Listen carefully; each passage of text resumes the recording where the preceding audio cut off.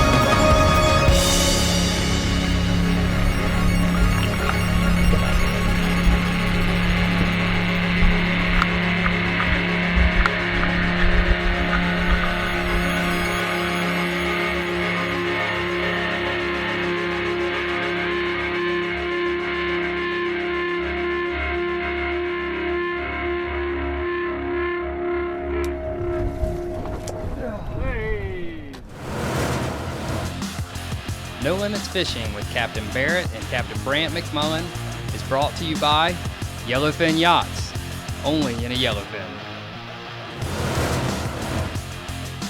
Now that we captured your attention, it's time to get into a fishing report and talk about what's going on right here in Brunswick County. Yeah, man, there's some great fishing going on. The conditions have really improved in our area after all the bad weather and rain that we've been having. But I'm just going to kind of start by the furthest offshore area, our Gulf Stream waters. You know, a lot of people come to town and it just seems like we want to go Gulf Stream fishing. Well, the fact of the matter is the Gulf Stream isn't necessarily the place to be right now. That's right, that's right. You know, as the weather gets warmer, the water temperatures get warmer, the Gulf Stream, the effect of the Gulf Stream is diminished greatly. I mean, the Gulf Stream essentially is a river of water that's usually warmer than the surrounding water, and it's a current, and that's what attracts the other fish. But this time of year, everything's warm, so that river, I mean, it really doesn't exist. That's right, yeah, the fish disperse. And so what we're finding ourselves doing here at the Ocean Isle Fishing Center and our fishing really is focusing a lot of our effort in the intermediate area, and that would be anywhere from 15 to say 40 miles offshore in that general range, and that can be say from 60 to 100 feet of water or so. And I'm finding great action from, in particular, king mackerel, cobia, and dolphin fish. That's right. And speaking of king mackerel, I'll go ahead and point out that this past weekend, the Ocean Isle Fishing Center team participated in the East Coast Got 'em On tournament out of Carolina Beach, and we won. We won. Hey, congratulations, man. Way to go. Congratulations. I'm glad that if I had not led us to that victory, then, you know, there's no telling, you know, but you're welcome. Legend in your own mind. So anyways, the 39.75 pounder was a nice fish for any condition, and it just goes to show that really the king mackerel fishing has picked up tremendously over the last couple of weeks, I'd say. Yeah, that's right. We've seen it big time here at the Ocean Isle Fishing Center with the charter captains. They seem to be focusing most of their fishing attention in that 65-foot depth range. Areas such as the Shark Hole and the Jungle have been very good. That's right, and those are just some eye bottom areas, and I think, you know, why are they good? It's because there's bait there. It's the cigar minnows are moving into the area, and that's just like a Tootsie Roll for king mackerel. I mean, Yeah. They just gobble them up, and that's why those fish are in there. But I think the coolest thing about this time of year, which I know we've talked about in the past, is the variety of fish that we're having in that area. I mean, if it's not king mackerel, it's cobia. If it's not cobia, it's mahi, it's sailfish, sharks. I mean, you really don't know what you're going to get. Yes, we call it a Carolina slam when you catch a king, or an inshore slam anyway, when you catch a king mackerel, cobia, and mahi all on the same trip. And the grand slam is when you can add a sailfish to that. And we've seen that quite a bit here from the fishing center. But you know, not only fun to catch, but also an enjoyment on the dinner table to add all those species in. Very good eating. That's right. And so, you know, that's what's going on in that, if you want to call that the intermediate range. And don't forget the bottom fishing is pretty darn good too. The grouper are around real good. And but you know, moving back even further inshore, not everybody can get 15 miles offshore. It's been really tough lately because of all the freshwater runoff. But you know, it's pretty today, as you can see. The water, we talked to some guys, you know, recently. The water is getting clear. Spanish mackerel ought to be showing up. Yeah, that's what we're expecting. The Spanish have been a disappointment this season, and it's not their fault. It's the weather and all the fresh water. The water gets, you know, polluted. Well, it's not polluted, but it gets all diluted with fresh water and the sediment. And the Spanish just haven't been able to come close like they normally do. And they're a staple fishery for our nearshore fishing here. All right. Well, I think things are getting better, but let's give a call to maybe Captain Derek. I think he's offshore today, and let's see if we can get a report of what's going on. All right, we've got Captain Derek Treffinger here with the Ocean Isle Fishing Center charter fleet. I think Derek's out on the water. Derek, can you hear me? Yes, sir. All right, Derek, what's going on? Are you offshore today? We're about a mile and a half off the beach right now. We're out here trolling some spoons for some Spanish mackerel. Not real far off the beach, but we're catching them. Yeah. Catching them. Well, I know Spanish fish has been kind of slow, you know, with all the rain and the poor water quality. What are you seeing out there today? It is dramatically increased. The fishing bite has. The kings are showing up. The Spanish mackerel are showing up. It's really progressively getting better. The water clarity is getting a little bit better and closer towards the beach, and things are looking up. They really are. Yeah, I think it's been pretty tough recently with, we've had some bad weather, but you're seeing the water clarity improve with this new weather we got? Yes, I think we're finally getting some calmer weather, and this water's starting to lay out a little bit more, and the cleaner water is pushing more towards the beach. And instead of that darker, dingy water, we really have been having a tough time in there. So. Yeah, I got you. Yeah, I know things have been tough, but well, I appreciate your time, Derek. It sounds like things are good. I know you've also been doing some offshore fishing. I've seen you come into the dock with some nice kings and dolphin fish and cobia. Well, that sounds really positive, man. We look forward to some really great catches from you and some reports in the future. Thanks a lot, man. We'll let you go. Good luck. Okay. Thank you. Great to hear Derek is finding some fish out there and the conditions are improving over what's been a pretty tough couple weeks around here with our weather. Yeah. Positive attitude is a good thing because there has been some negativity, but I know he's been doing well for his clients, and that's always good to hear. That's right. Water's clearing up, fishing's getting better. He's catching fish today, but moving back on into the inshore scene, I believe we got Captain Jacob standing by. Let's see if we can get a hold of Jacob and find out what's going on. All right, we got Captain Jacob Frick from the Ocean Isle Fishing Center on the line here. Captain Jacob, can you hear me? Yes, sir. Jacob, this is Brant. Give me a report on the water, man. I think you're fishing right now, if I'm not mistaken. What are you seeing out there? We've got a hot tide right now, and the water's a little bit cleaner, but we've suffered from a lot of freshwater runoff, so we got some really dark water. We did land a 27 3/4 inch redfish right out of the gate this afternoon.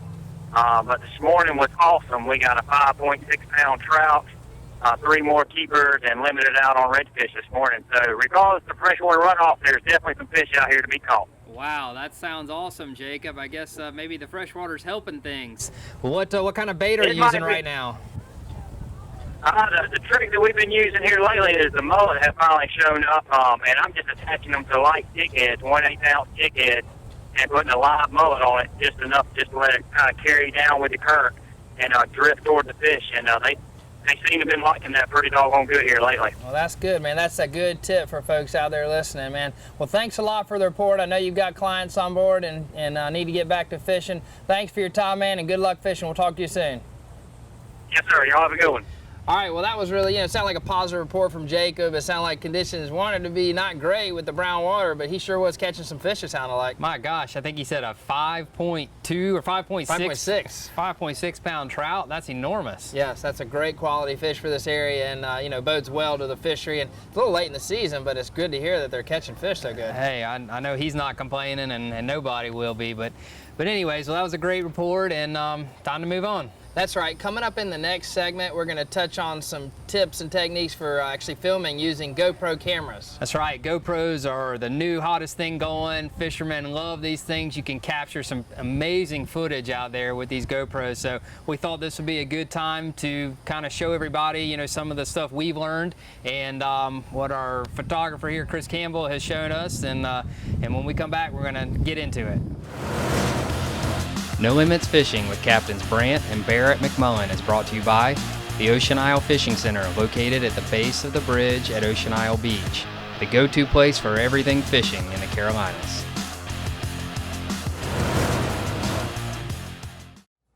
Well, Barrett, that was a really, really cool adventure. The fishing was pretty good. We caught a good variety of stuff, and it was good to have the kids on board. You saw our dad and Grandpa Rube was on board, so that was a great time. Yeah, it was. It was, I guess, pretty much a typical summer fishing trip, live bait fishing trip out of here. We've been talking about the variety that you can expect this time of year, especially with live bait, and I know we didn't capture everything that happened that day on camera, but we had a multitude of species. Yep, plenty of action to shoot, and that's kind of what we talked about wanting to focus this episode on, is actually how we shot the video and what we did and what we've produced here. Obviously you have to have somebody who's got some technical knowledge to produce the video and edit, but everything was shot using these GoPro cameras, which are kind of like a new craze and really all outdoor sports, but they've really proven great in fishing. Oh, there's no question. They've totally changed the way we can document our adventures out there. And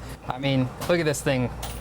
It's tiny, but this little guy right here has just opened all kinds of doors for us as far as filming goes. It's tough. It shoots high quality. It's a really, really cool way, like I said, to document, things that you otherwise couldn't do. Yeah. The I see you putting the camera back into that housing right there. The camera itself is a very compact piece, high quality, shoots in 180 resolution or better. This is the new Hero 3 version. They have a 2 and a 1 that they started before, but this is the new 3 version. Shoots good high resolution, but then it goes right inside of that waterproof and impact-proof case, which is what allows people to use it in the outdoors. You can see this video playing behind us of people doing all sorts of crazy things, parasailing, but fishing obviously is the use we're using it for, so it comes in handy there. Yeah, I mean, this is what changes the game about this deal is, you put it in this case and now you've opened the doors to start doing, basically anything as creative as you can get. With how you capture, what you're trying to get is what's going to make your videos unique. Yeah. And so that's kind of what we've been toying with our show, and always trying to come up with a new idea of, hey, that would be a really cool perspective on seeing, us catching bait or us catching a fish or whatever. One thing, this new Hero 3 has a couple of really cool features that some of the predecessors didn't have. I would say the biggest thing is this has actually a built-in Wi-Fi system inside of it, and so what you do is you can press this little outside button here, and it triggers the Wi-Fi to turn on. And then what you can actually do is you take your iPhone, I don't have it in my pocket, but you can take your iPhone and go to GoPro.com and download an app, and your phone will sync up with your camera so that you can actually see what your camera is shooting by Wi-Fi. So that's a really cool addition, and something we're using. It also has a remote that you can use, so if you're not accessible to actually press the button. So lots of really cool things that you can do with this camera, and as you can see, the video turned out great. Yeah, that video was really awesome. I mean, the quality of footage is top notch, but what separates a GoPro from any quality camera is the versatility and all the different little tools that we have to get certain shots. Right now in my hand I'm holding what we call a monopod. You've heard of a tripod. Right. This is a one-legged tripod, a monopod, and what this one allows us to do, it's got a lot of functions. We probably use this one, I'd say, just as much as anything during our day. But one thing it does, it's really cool. You're on a boat, you're rocking around, you're trying to film like this, it comes out, you get seasick watching it. Right. You take this right here, you extend it on down, this thing will extend up to like 5 feet or so. You plant it on the boat, and now everywhere I go, I'm stable, right? Yep. So that You're helps able a ton. to pan back and forth and not get all that movement around. Yeah, that's helped out a lot too, for sure. And what you're doing, it's really versatile. And now you can actually take that same thing, and because we talked about it being waterproof, we can take this same camera, extend that pole, and we can actually capture underwater footage by sticking the camera down in the water and shooting. Now, if you notice though, this thing right here, this is actually we call it a life jacket, really. It's a float that goes on the camera. These things aren't free, so we actually add this to it for our underwater cameras just to be sure they come back. You've heard some horror stories of people not putting the attachments on putting it underwater and losing it. Well, that's kind of the safety for that. But underwater, that's one thing to do. Another thing, get a different perspective. Stick it up over the top, hold it out over the top of the boat, put it in a rod holder in your T-top. There's just so many different things you can do, and this is, I would say, a must-have. Yeah. One of the cool shots I really like is actually reaching out and looking back at the person fighting the fish, that you get a totally different perspective of the action. So this monopod has become really efficient, effective as part of our tools, and it's helped us out a lot. Well, moving on to our next tool or toy, whatever you want to call it. This one right here, this is cool. This is what they call a roll bar. Okay, and we use this a ton also. It's got a multitude of functions. You can see right here, I've got it placed on our gaff, and you saw in the video there. Yeah, there can be a problem with this thing. Actually, if you notice on the video, you see that time there was that shot of someone anonymous trying to gaff a cobia. That might have been a couple shots. That we will not name any names there, but it looked like somebody was hoeing peas. But yeah, that's something you got to be careful with the roll bar on the gaff shot. It makes an awesome video shot, but don't put it too close to the end of your hook. See these pegs right here, if your fish is big, they actually hit the fish, keep the hook. So you got to actually, this one's actually too close, but it's better to have it down about 2-3 feet from the end so that you don't interfere with the actual fish. That's right. That's right. That is definitely something we've learned the hard way, but we got it figured out now. But you know, another thing that we use this for, basically anything, you know, you want to attach it to. You saw the shot where we were catching bait, where the vision was from way up top, over the top of the boat. That was, we hooked one of these to the extendable flagpole, put it in the rod holder, and now you got a perspective of 20-30 feet above your boat. Yeah, that was a little creative engineering, but yeah, that was cool to get that way up high perspective. And then there was the other one. One of the coolest shots I thought was when we put it on the bait net and we stuck it in the bait well, and you could see all the bait fish swimming around in there. Same attachment, just hooked it onto the bait net and dipped down in there. So that's a good one to watch if you ever wanted to get a first-hand experience of what it's like to go pogie bobbing without actually going pogie bobbing. But yeah, that one, and then gosh, I think we did another one where we hooked it to the butt of the reel, and you know, unfortunately, there's no hiding when you do that and you throw a backlash in it, like I might have done there. But you know, you can see how that makes a really cool shot, and you did it as well, I think, when you let the kite out. Yeah, that's right. I had it on the kite. It's just kind of, you know, I guess it's all, the whole object of this thing is to create the mood, you know, to let people experience what you experienced out there. And you know, another little attachment that I have in my hand, these are actually adhesive mounts. And throughout the scene, the thing you saw where it looked like somebody was standing on the bow shooting, or somebody was shooting down the side of the boat or down the back, that's where we have these adhesive mounts placed in various places throughout the boat, and then this little attachment hooks to the camera and just snaps right in. So at any time we can snap a camera in any location on the boat just to get a general perspective and, I would say, mood setting shot. So really helps to add. Yeah, I mean, I think the message is, you know, you're only limited by your own mind in this deal. You can be as creative as you want. You'll get some amazing videos. The quality is great. With the help of these tools, you'll get shots so you'll look like a pro. That's right. No Limits Fishing with Captains Brant and Barrett McMullen is brought to you by the new Carolina Wing and Fish Company, located in downtown Charlotte, under new ownership, featuring fresh fish straight off the boats from the Ocean Isle Fishing Center.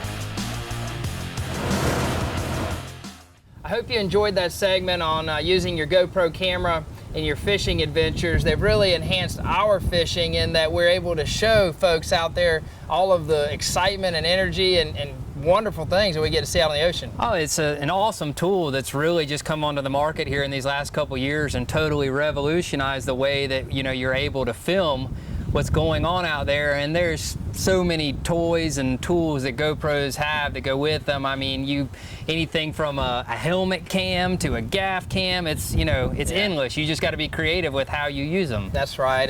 And I hate to say it, but the kids, the youth, are the ones that are really using them most, because they're the ones that can get on the computers and actually understand how to edit and move them. But the software to use the video is very simple, and you can make these cool little quick videos with music behind them. I see them on the internet all the time, and you know, it's really helping people to learn, see fishing experiences without even having to kill the fish too. So that's kind of cool. A lot of catch and release going on as a result. One more reason to have kids go fishing, right? Right, exactly. There we go. Well, anyways, hope you guys enjoyed it. We certainly did. Look forward to the next fishing adventure on No Limits Fishing.